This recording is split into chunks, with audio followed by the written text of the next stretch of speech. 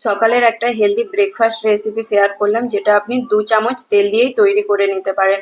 2 বাটি মতো left over রাইসকে fine পিষে নিলাম। 1 বাটি বেসন, 3 চামচ সুজি, জল দিয়ে 3-4 মিনিট ভালো করে ফেটিয়ে রাখলাম।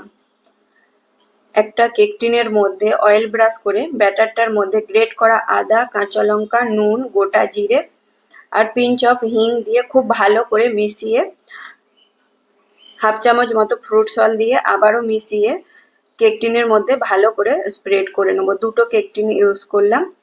জল ফুটোতে দিয়েছিলাম। এইবার এইগুলোকে স্টিম করে নিতে হবে 20 থেকে 15 মিনিট।